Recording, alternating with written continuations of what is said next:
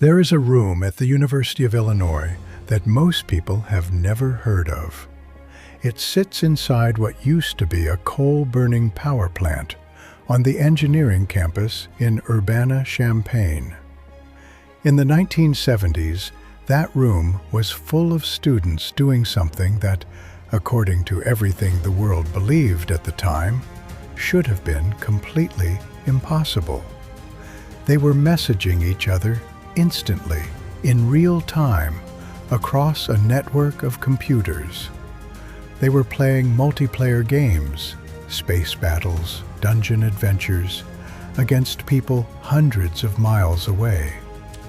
They were posting on discussion forums, reading replies left by strangers they had never met. Some of them were falling in love through a chat system that let them switch personas, invent names, and carry on weeks-long online relationships. A few of them, frankly, were failing their graduate programs because they could not stop playing a game called Empire. This was 1973. My name is Robert, and what you're about to discover is the story of PLATO, a computer network built in a university basement that invented the Internet's entire social layer decades before the Internet existed, gathered hundreds of thousands of users, changed how human beings thought about computers and community, and then almost completely vanished from history. Not because it failed, not because it was shut down for being dangerous, but because the people who built it couldn't figure out how to sell it.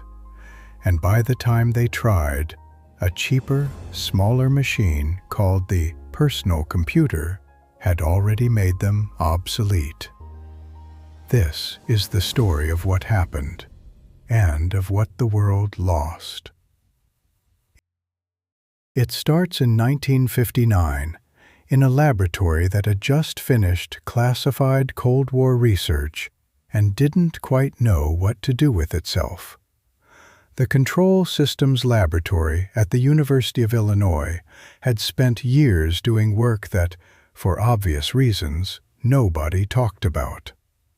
When that work wound down, one of the physicists there, a man named Chalmers Sherwin, asked a question that sounds simple now, but was genuinely radical at the time. Why can't we use computers to teach people? A committee was formed to answer that question. It met for weeks. It produced, as committees often do, exactly nothing useful. Before it officially gave up, the laboratory's director mentioned the problem to a young PhD student in electrical engineering named Donald Bitzer. Bitzer was 26 years old. He had been thinking about the problem already.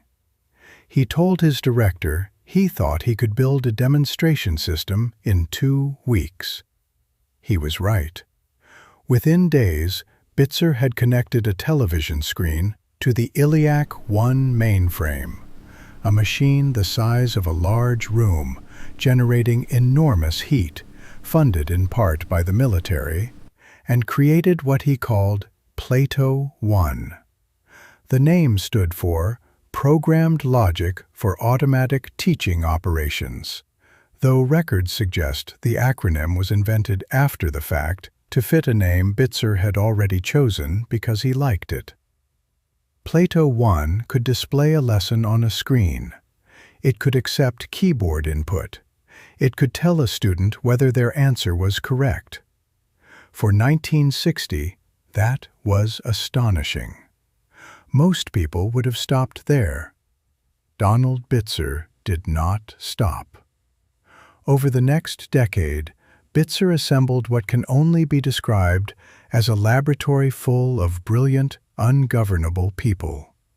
Graduate students, high school students, professors who wandered in and never left, engineers who had no formal computer background. The prevailing attitude, as one historian put it, was that If you had something genuinely interesting to contribute, you would find something interesting to do. Nobody was waiting for permission. PLATO 2, launched in 1961, supported 2 users simultaneously, one of the very first implementations of time-sharing computing in the world. PLATO 3 followed, handling up to 20 terminals at once, connected not just to the main campus, but to a remote terminal in Springfield, Illinois, linked by a dedicated phone line. Each generation pushed what the hardware could do slightly past what the hardware was supposed to be able to do. But the real transformation came in the early 1970s, when Bitzer and his colleagues solved a problem that had been holding PLATO back from the beginning: the display. Early PLATO terminals used standard television monitors. These were expensive, slow to respond, and incapable of the kind of crisp, fast graphics that Bitzer envisioned. So he did what engineers in this laboratory consistently did when a problem didn't have a solution. He invented one.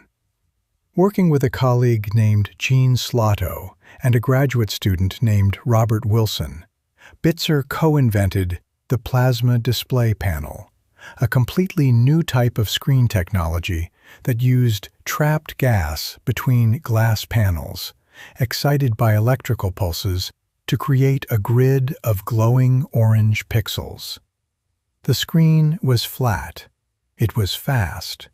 It could display graphics and text simultaneously. It could be equipped, crucially, with an infrared touch sensing layer that allowed users to interact with the screen directly by touching it. In the early 1970s, Donald Bitzer's team was building and deploying touchscreen computers. That patent, U.S. Patent 3,559,190, filed in 1966 and granted in 1971, sits in the Smithsonian archives. Most people who own a smartphone today have never heard of it.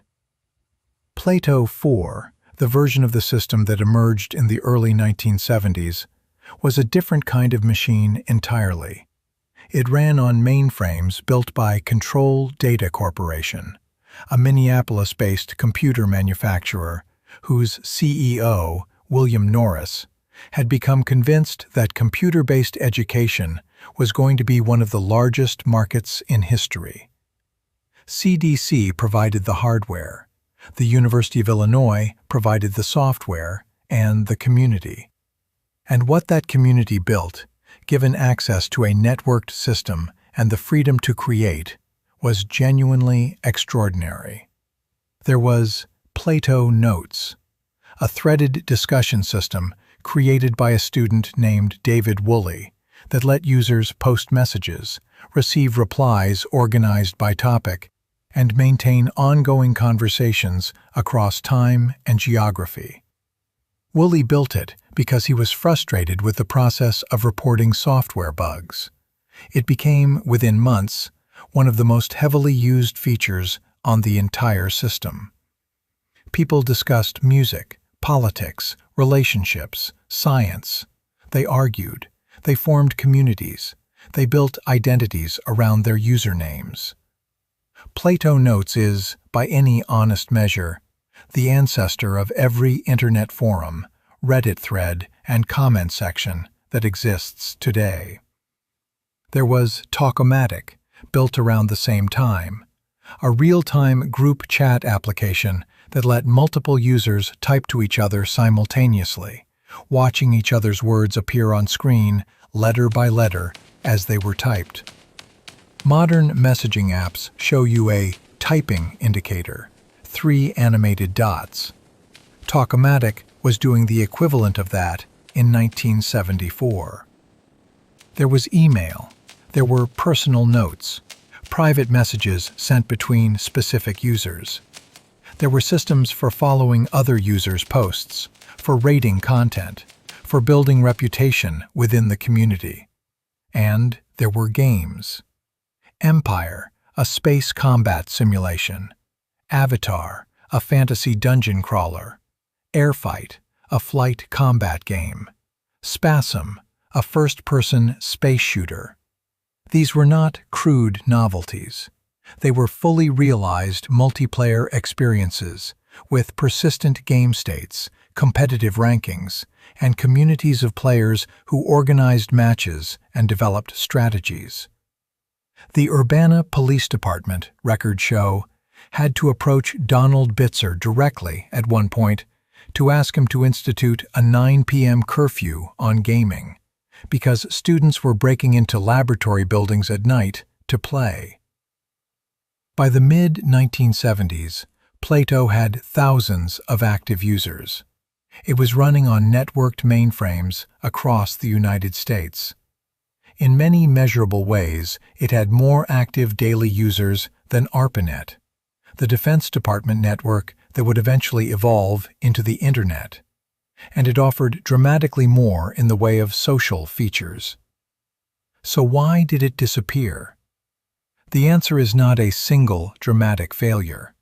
It is a series of decisions, limitations, and timing problems that compound into something that, in retrospect, feels almost inevitable. The first problem was cost. PLATO was built around expensive infrastructure, mainframe computers, custom terminals that cost over $2,000 each in 1970s prices, and a pricing model that charged universities by the terminal hour. For an educational institution willing to pay for a networked classroom system, this was defensible. For a consumer market, it was impossible. The people who used PLATO and loved it were doing so because their university was paying.